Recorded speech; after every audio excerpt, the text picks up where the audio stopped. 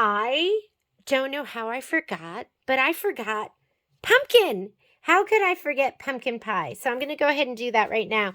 I just finished up the pecan pie and thought, I'm done with my homework. And I was so excited. And then I saw this and I thought, wait a minute.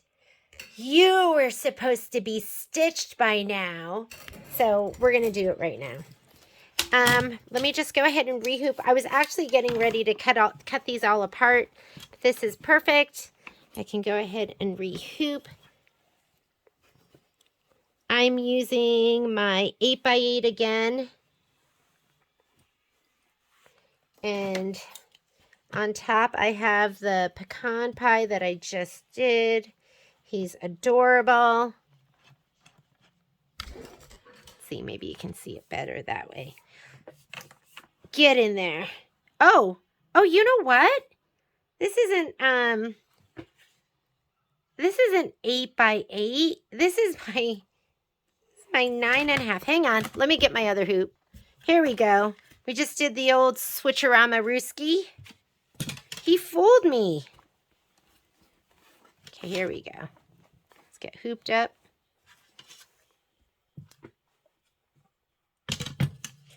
I thought, wow, he's just not fitting like he did last time. I don't know how I got my hands on that one.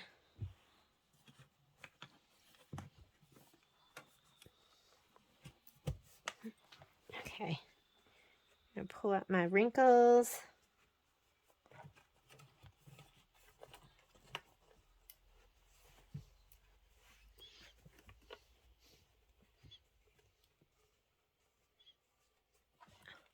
I'm going to tighten him up a little bit. Use your hoop tightener. If you don't have one of these, you need one of these. It's called the advanced screwdriver set. And it comes with this and another screwdriver, but that's what I use on my hoops. Let's go ahead and take a look. We're doing blueberry. It's going to be, the quilting is weave 1, 6x6. We're centered. What we're going to need is our background fabric. Let me get my handy dandy sleeve, which is so cute. So your background fabric is the pink. We need this little piece of cream, which is going to go in the middle, and it doesn't say anything about putting backing on it. I'm just going to go with it today. I think because it should have foam. Is that right? So you're going to need flexi foam, which is the cream base. So we don't need the shape flex. Your velveteen, you should have it stabilized. I have some fusible woven on the back of that. And then you're going to need shortbread embroidery felt, which is going to be the lightest of the colors. Let's go on over to the machine. I actually had a quilt I was excited about starting. I was like, oh, I got done with that. I'll start the quilt. But that's okay, because I love pumpkin pie. So these are our quilting designs, and it was the weave 6x6. Here we go. Go ahead and set it. Let's choose our hoop size. I'm using 8x8. And we're going to add, and let's go ahead and get the pumpkin pie. I have never been a fan of pumpkin pie. I know it's my brother's favorite, so we always made it growing up. It's funny because in my house we did Thanksgiving, but our Thanksgiving was not really like probably your Thanksgiving. We had the turkey, we had the turkey, we had the pies, and then we had the kimchi. All right, so there's my pie. Let's set it, and we're gonna hit embroidery. And I'm going to go ahead and scoot it up a little bit. I don't know why. I don't think we can fit anything else there, but we might as well. And let's go ahead and stitch. As far as the background quilting, it is asking us to do this color, which I'm pretty sure is sand dune. Let me see. It's going to be sand dune. This one right here. Is that it? Yeah, that's it. So I'm going to go ahead and thread this up. Let's get that out of the way. And let's do our that over there. Sand dune. We're going to do placement for the batting. We'll do tack down for the background fabric. While it's stitching this, I'm going to go ahead and give my batting and background fabric spray.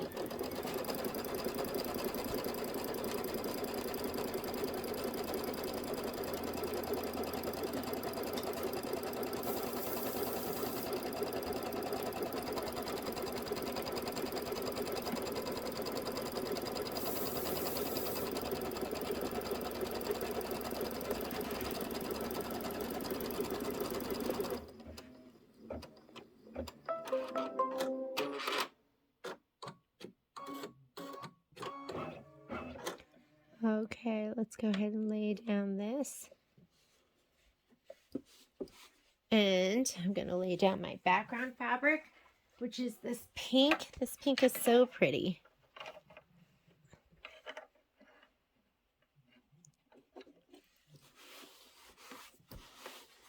And let's get to our tack down stitch. So that is batting, tack down, and trim, background placement, and background tack down. And let's go ahead and stitch that out.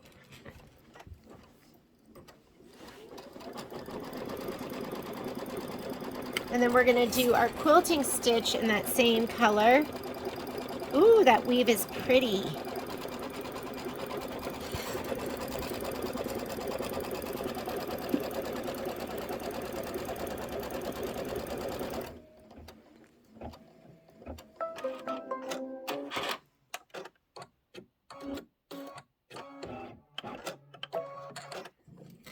Here is the quilting.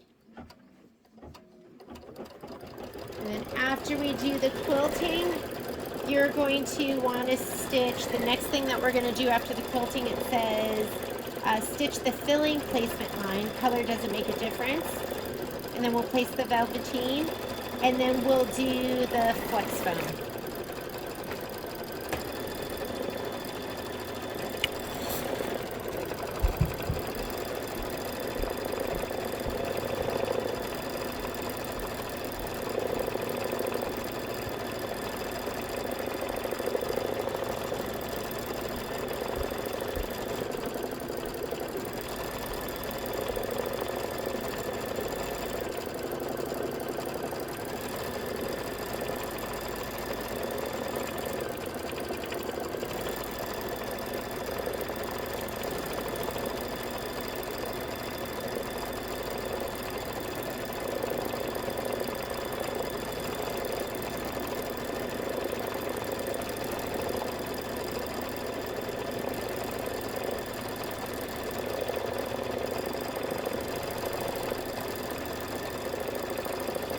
This is so cute with the rectangles and then the little squares.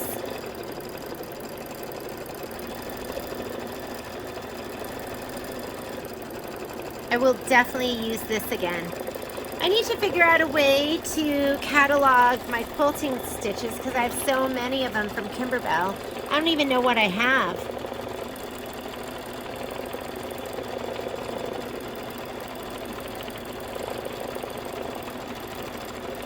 So while it's doing that, I'm going to give my velveteen a little shot of spray. And if you haven't done it already, well, what I'm learning is don't put tape on it because it just pulled that nap right out. Luckily, the piece is big enough that I can use the other parts, but that was from that painter's tape that I had on there. So maybe not a good idea to put that on there.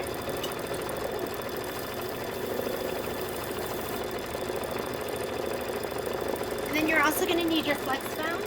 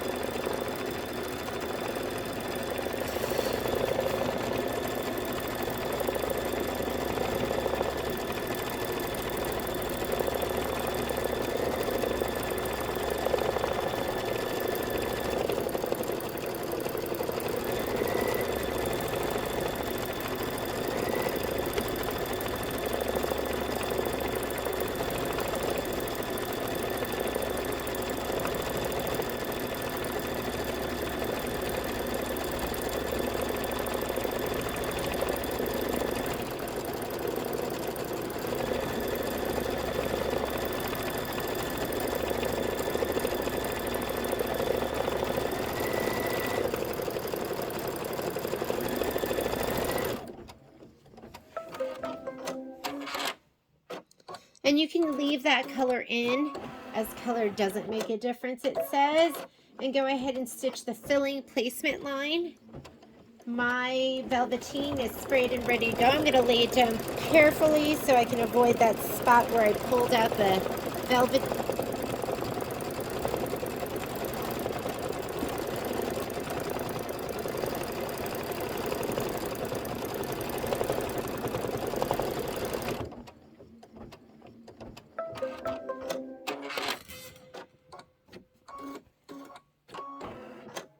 So let me see, maybe I can get it up near, there's the top of it. I'll just go right over there, and I'm pretty far from that. So we should be good to go. Oh, I always like to make sure it feels good.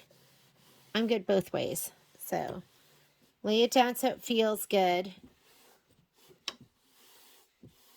And next thing it's going to do is not the tack down for this, but it's going to stitch the cream base placement line. So go ahead and just let it stitch again. And then you're going to place your flex foam. And it's just a little itty bitty piece. Good thing I saved this. I'm just kidding. Is that even big enough? Nope, too small. But this is big enough. So I'm just going to put this down and stitch that out. Stitch the cream base tack down line and trim the foam close to the stitch.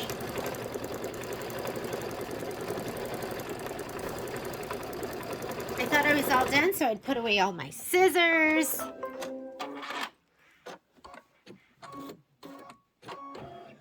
So let's go ahead and trim this close to the stitch.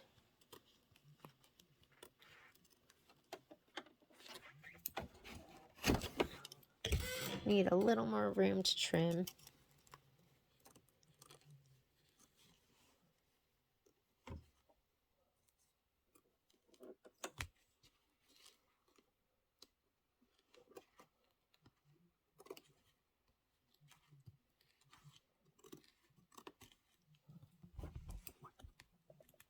Heavy breathing is what I do when I'm embroidering. I feel like I catch myself heavy breathing a couple of times each session. I should just blame it on Momo. I should be like, oh no, that wasn't me, ladies. That was Momo.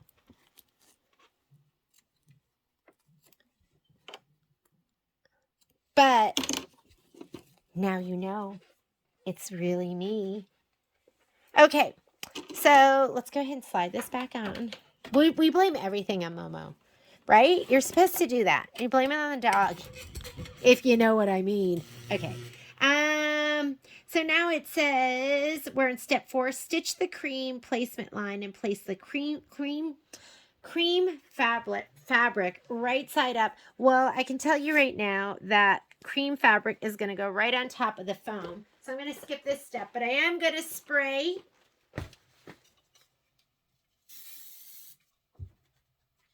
So I sprayed.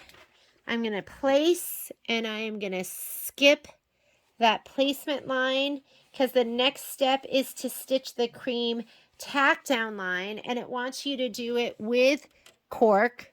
So I need to change my thread out. So let's go ahead. That was placement. I'm skipping it. That's going to be tacked down, but I need to change my thread out. And it wants us to put in cork. Let me make sure, because I could be remembering it wrong. Oh, you know what? I am remembering it wrong. Good thing we checked. So the color we really need is linen. That makes more sense.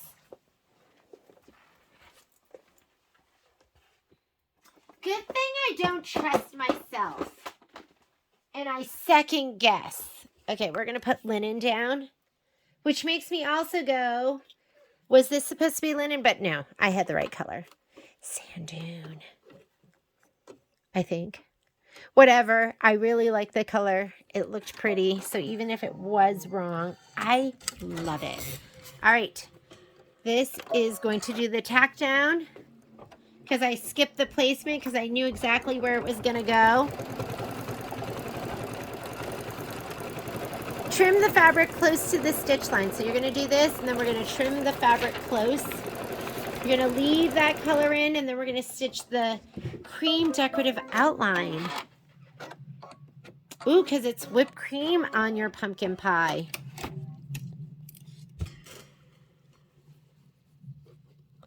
That's all stuff I had to learn about. Because we never had, I don't know if we ever had whipped cream growing up.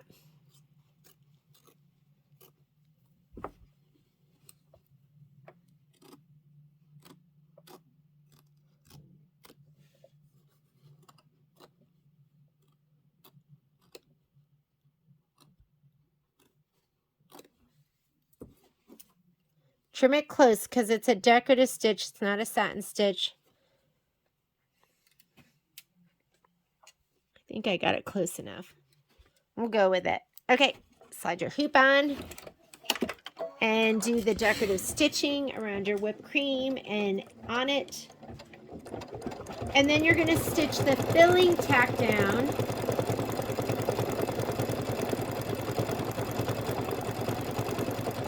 And then you'll trim the velveteen. This one's a quickie.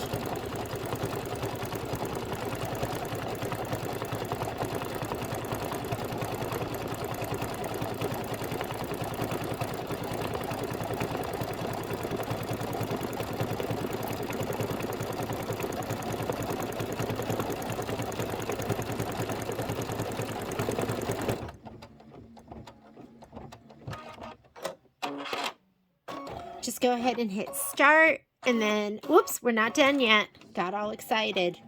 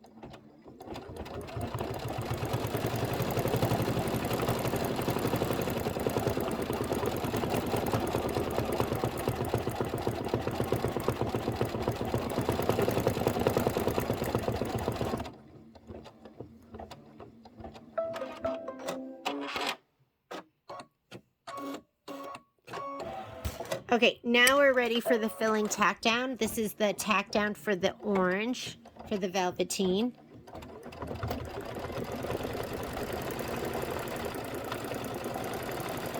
And then you're going to get your curved scissors and we're going to trim it.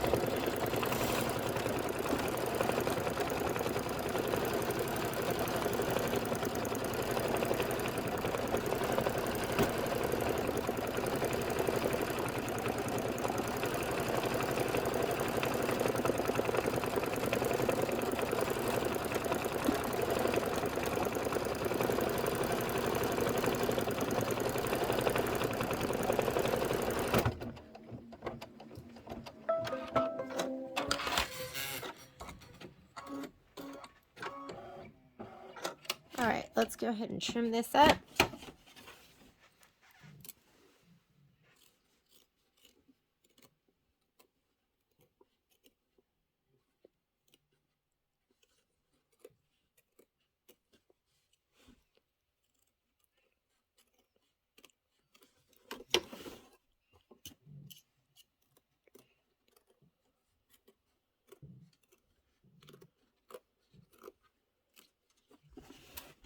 Patrick and I have been battling to make each other watch the stupidest movies. I think he won last night. He made me watch some horrible movie, which started out pretty good. It was called, I think it was called Moonfall. And I just stopped watching.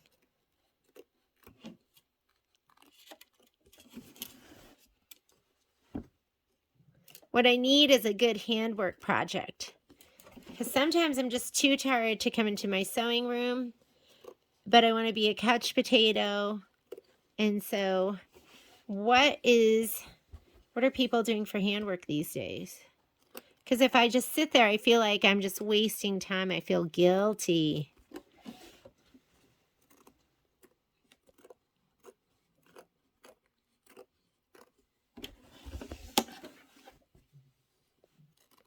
So I have a English paper piecing project that I'm going to try.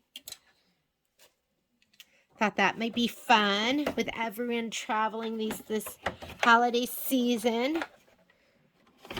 Okay, there we go. Next step. Color makes a difference. It wants you to stitch the crust placement line. And we are going to go put this in because the crust is buttermilk. Let me find that. Let me go ahead and put this in. We're going to take out our linen.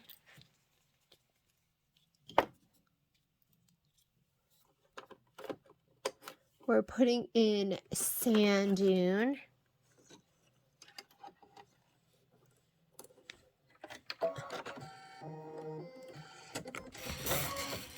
And go ahead and hit start and grab your buttermilk felt.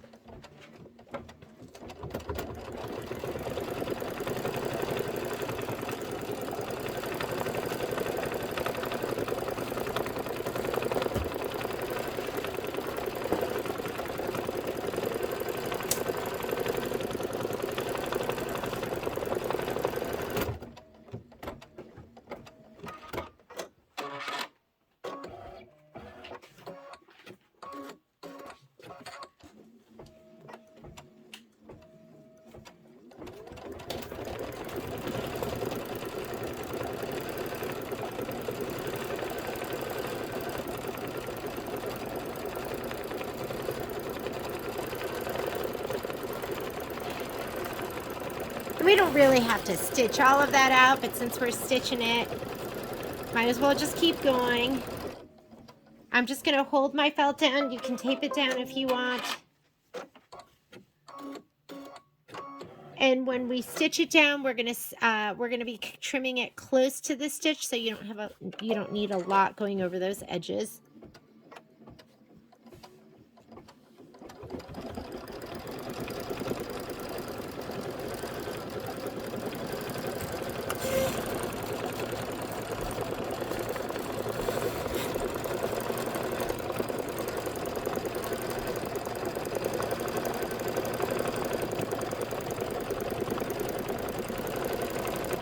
And then we're going to trim close to the outer and inner stitch. So get your double curved again. We're going to go ahead and trim that up.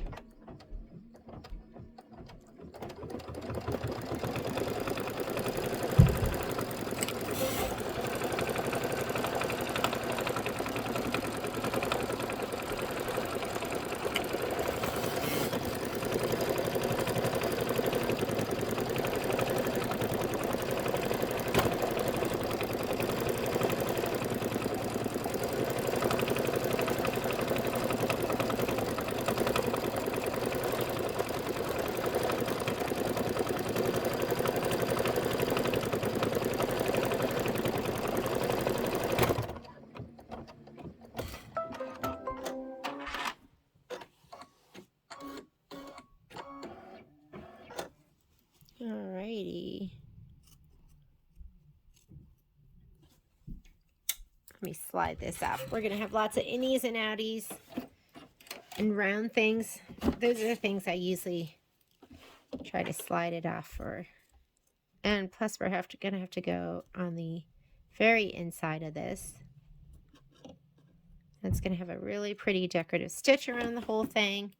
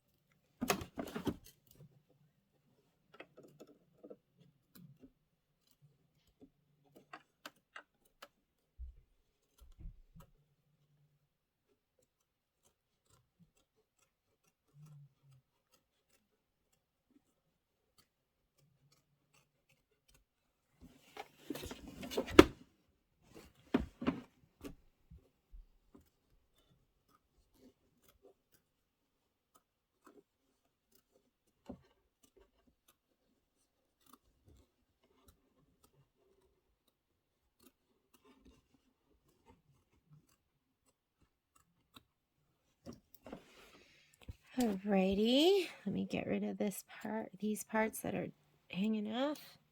And let's go ahead and cut the inside. Well, you know what I should do is cut here because this is like a big old piece we could use. Well, I could have used it for something if I didn't just cut a big hole in the center.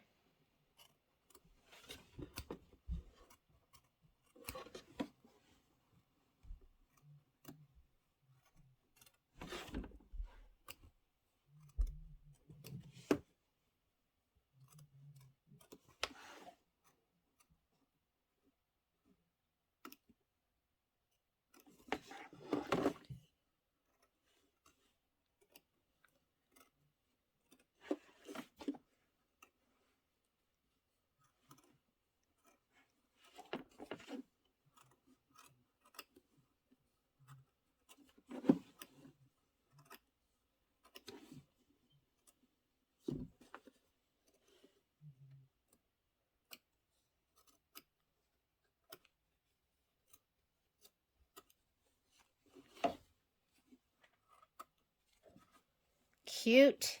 All right, let's slide it on. And the last step is going to be the decorative stitching, and we have the right color in. And just go ahead and let it stitch away.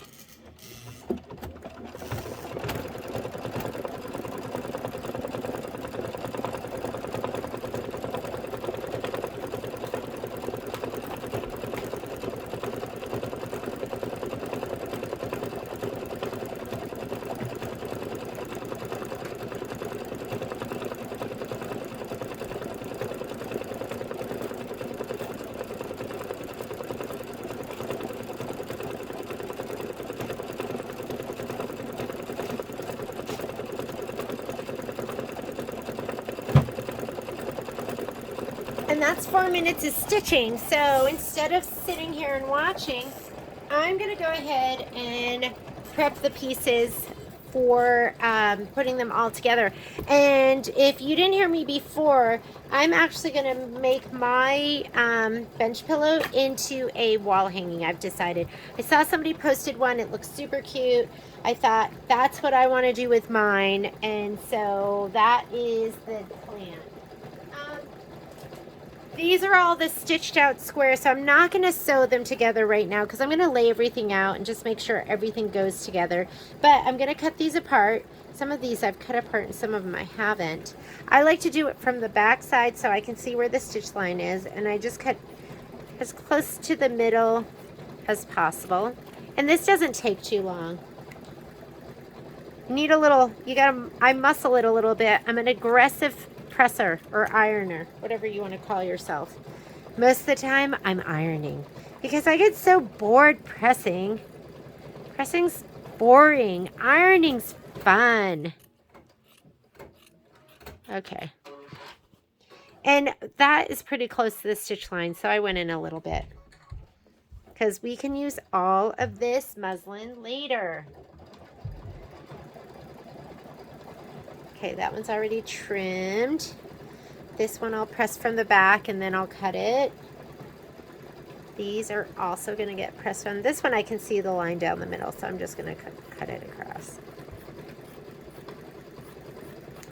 This one I'm not going to cut off yet. I'll press it and then I'll cut it because then I'll cut right here and I'll save myself some. And I've got my pumpkin pie and my pecan pie that I'm working on right now. So let me go ahead and put this up. Gonna heat up my iron, and what you're gonna do is you're gonna press it from the back because that's where you have the front's where you have all the specialty fabric.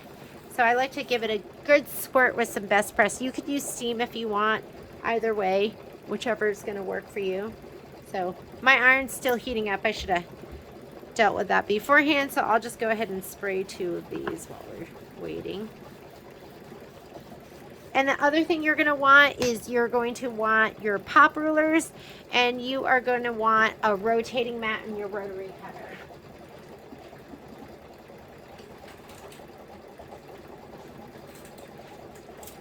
So here are my pop rulers in all different sizes.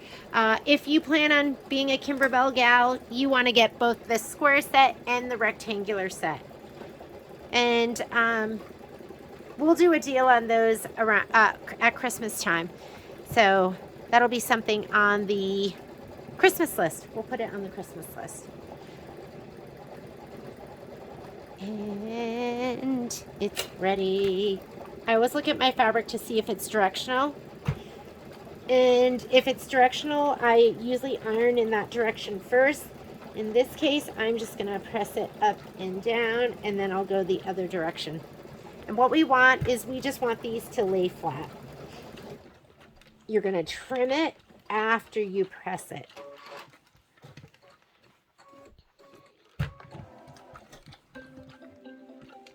And the pumpkin is done. And that whipped cream looks so ridiculously cute. So you really want to do this into a wool mat or a press cloth. OESD makes a press cloth, which is fantastic.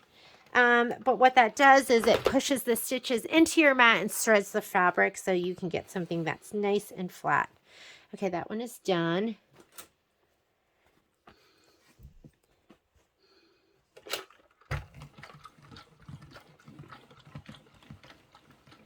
I didn't even look at this one.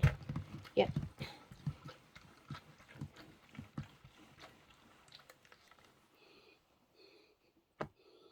And if the camera wasn't in my way, I literally get on my tippy toes and I use my full body weight to press it as flat as I can get it. And the other thing is, don't worry if your fabric distorts. Unless it's directional, then you need to worry. But otherwise, we're just going to be trimming it. So it's going to be gorgeous. That one's done. Okay, I'm going to press this way first, and then I'll go the opposite direction.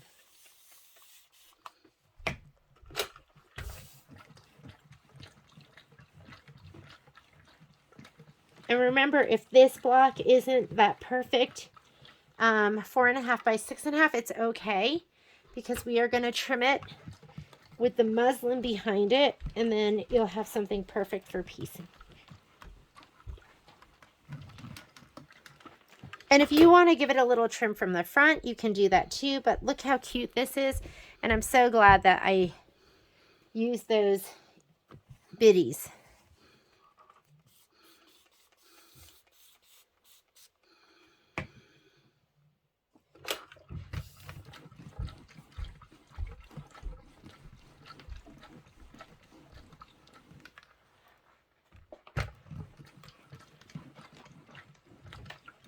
Your goal is flat.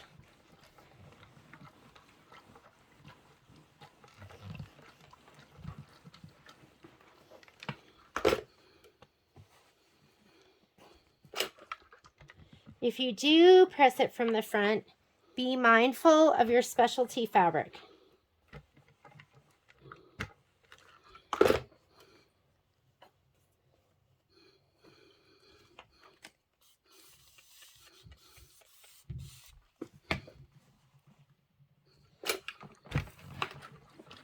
The flowers are super cute. I'm excited for those to come out.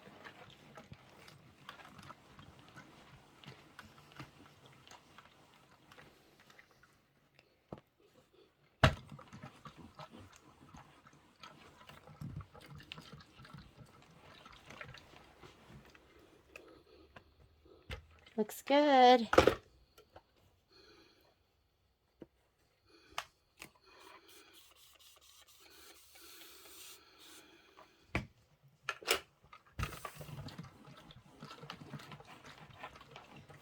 Okay, I'm going to go ahead and pause this while I press these out, and then I'll come back when I'm ready to trim them all. Okay, now that all my pieces are pressed out, I'm going to just tighten up my filming arm so that it doesn't pop up every time I go to use it. I included it in the list here. If it doesn't look right, if you go to cut it and you're like, wait a minute, this doesn't look right. Maybe it's not right. So look at your book in addition to the list that I put together. I'd hate for you to have to do a block over again because I accidentally made a mistake. But this is going to be 6.5 by 6.5. So I'm going to go ahead, and when I press this out, I actually only pressed around it, so everything would stay nice and fluffy. And I'm going to go ahead and frame those stitches the best I can. And there might be some give and take. It might look better on one side, and then you make it look better, and then it looks bad on the other side. So just make sure it looks overall as good as you can get it. And you're just going to use your little pop ruler. When you turn, hold everything, turn your mat. I know this is kind of out of your view. Go ahead and press in, lean your ruler in.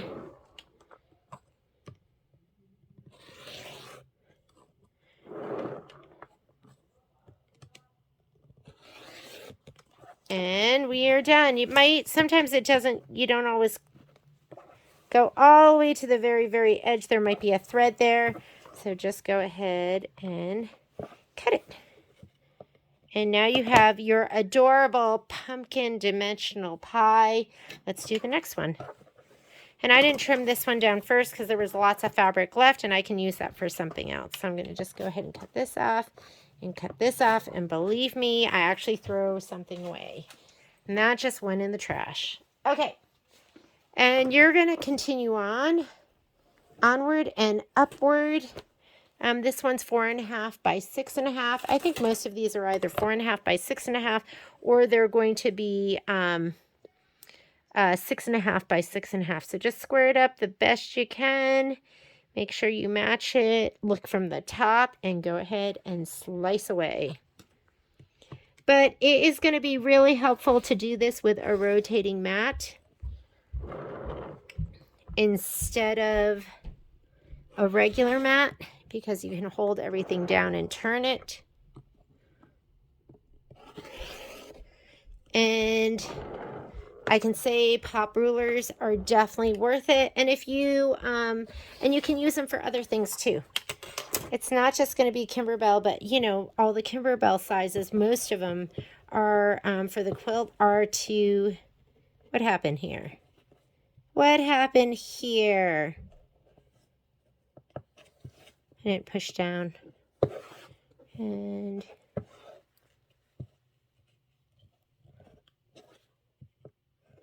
there's usually a little thread hanging.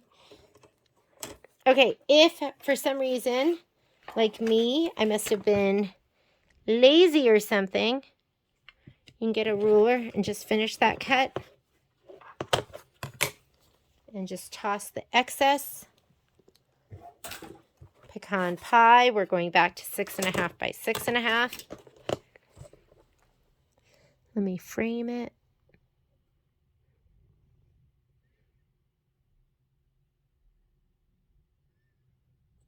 That looks pretty good, except I'm near the edge.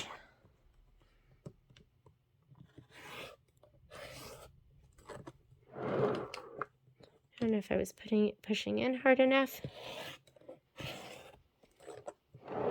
What you don't want to do is you want to keep your blade next to the orange part of the ruler. You don't want it to go into your block by accident, which I've done. The first time I ever used this, my first cut, I went, and ruined my block and thought it was the ruler's fault and not me. And then when I was finally willing to accept responsibility, I've loved the pop rulers ever since. And you don't have to use pop rulers. I mean, I have a 6.5 by 6.5 quilting ruler that I could use. This looks like 4x4. Where's my 4x4?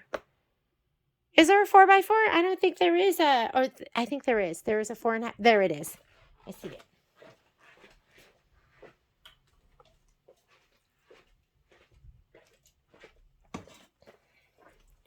You know how you have squeaky shoes, but you don't realize they're squeaky until the room is quiet? Or like you're walking down the hall and you're the only one. Okay, this one is 4.5 by 4.5. So sorry that you have to listen to my squeaky shoes. I had many stages of body warmth today. I woke up and I was freezing. And then I was freezing all the way through the middle of the day, and then finally I warmed up, and then I got cold again. So I'm wearing like a sweatshirt and sandals. When I lived back east, I feel like you had sweater season and then you had like short season, and I would swap out my wardrobe. But living here in Reno, I feel like I have to keep everything out because you never know when it's going to be 70 degrees or 80 degrees in January. So I keep everything out pretty much. Okay, let me see how to make this one fit the best I can. I'm looking top and bottom, forward and left and right. That looks pretty good. And don't worry about those stitches that are still there because you are going to be sewing your 1/4 inch seam allowance. And that'll encase it.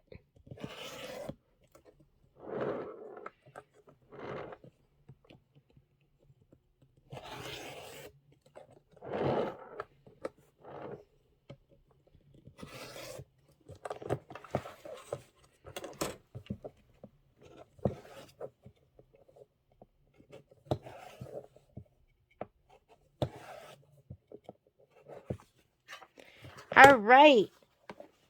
I'm going to go ahead and stop the video right here. I'm going to keep trimming these out, but I think you get the gist. And I will look forward to seeing you tomorrow. I'll see you tomorrow. Bye, guys.